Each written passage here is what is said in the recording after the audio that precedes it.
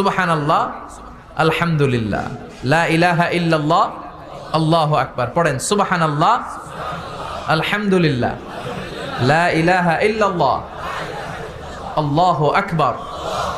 এই চারটা জিকির হচ্ছে শ্রেষ্ঠ জিকির। শ্রেষ্ঠ তো শ্রেষ্ঠই তো পাইছেন, আর এদিক ওদিক তাকান কেন? পড়েন ইচ্ছা মতো। এই চারটা জিকির একসাথে মিলিয়েও পড়া যায়, আলাদা করেও পড়া যায়। আবার বিষ্ণুই বললেন, মিজানের পাল্লা ভারী করতে চাও, ফাআম্মা মান সাকুলাত মাওয়াজিনুহু ফাহুয়া ফি আইশাতির রাদিয়া। মিজানের পাল্লা যারা ভারী করতে চাও তারা দুইটা জিকির করবা, সুবহানাল্লাহি ওয়া বিহামদিহি, সুবহানাল্লাহিল আযীম।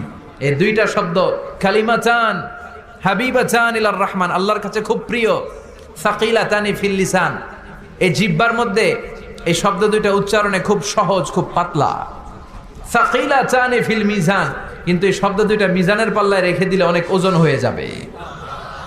সুবহানাল্লাহি বিহামদিহি, সুবহানাল্লাহিল আযীম। পড়তে রাজি আছেন তো?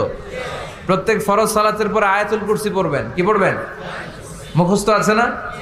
এটা পড়ে ফু দিলে কোনো জিন পড়ি, ব্ল্যাক ম্যাজিক কোনো কিছু আপনারা ধরতে পারবে না।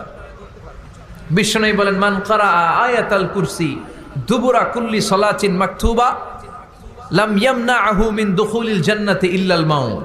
প্রত্যেক ফরজ সালাতের পরে কেউ যদি আয়াতুল কুরসি পড়ে, তার জান্নাতে ঢোকার ব্যাপারে আর কোনো বাধা নিষেধ থাকে না। একটা জিনিস ছাড়া, সুবহানাল্লাহ, আরেকটু পরে বল, একটা জিনিস ছাড়া, ইল্লাল মাউত, সেটা হচ্ছে মৃত্যু। লোকটা মরে না তাই জান্নাতে যায় না, মরলেই জান্নাতি।